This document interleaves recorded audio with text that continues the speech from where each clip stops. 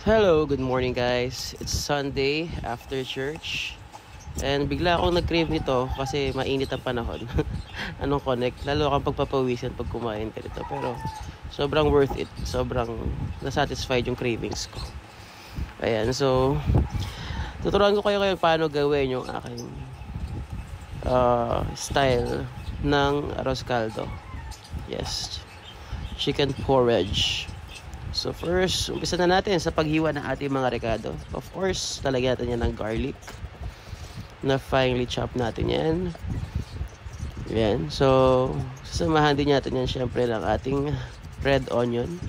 Finely chop din po natin yan. Ayan. So, hiwain na natin ng maliliit. Finely chop nga eh. Syempre, maglalagay din tayo ng ating luya. Ayan. Very maganda ang benefit sa ating health ng ginger. So any chance na kumain ng ginger is sulitin po natin. Ayan. So finally chop lang din kasi ayoko nakakanguya ng buong luya sa aking tinola. Tinola, ano ba to? Arroz caldo. Diba? Minsan nagpapanggap sila na manok eh. Magkikipag-unahan ka pa eh, tapos yung makukuha mo luya. So inuna ko yung bawang natin pag medyo slightly golden brown na siya. Tsaka natin i-add yung ating sibuyas, tsaka yung ating luya. Gisa-gisa lang natin hanggang bumango. Ayan. Amoyin nyo. O, sige, amoy cellphone. Sige. Tapos lalagyan natin yung ating, syempre, manok. Ang ating gagamitin ay thigh part, tsaka leg part. Quarter legs. Ayan. So, gigisa lang natin yan hanggang sa maging medyo golden brown lang siya. And then, naglagay ako dito ng atsuete. For color lang po. Opo. Kasi ayoko po ng mukhang yung puti na lugaw, parang hindi masarap pag wala siya ng kulay. Pwede rin gamitin yan yung turmeric. Kung meron kayong fresh, mas maganda, or powder, pwede din para sa kulay natin. At saka may dagdag na lasa at health benefit din po yung pagkain na luyong dilaw. Ayan, so nilagay ko na yung isang gatang ng bigas na binabad ko for 30 minutes. Hindi, 15 minutes lang yata nababad yun. Tsaka hahaluin natin dyan kasama yung paminta, konting sugar, mga 1 tablespoon lang po yun to balance the taste.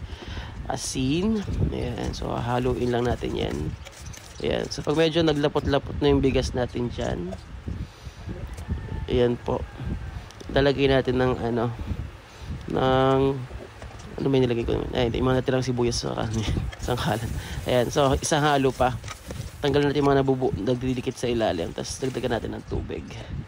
Ayan, tapos lagay ako dyan ng isang luya ulit kasi iba yung lasa nung nagisa tsaka yung fresh, para mas masarap siya. Ayan. Tsaka bawang, fresh na bawang yun, tsaka luya.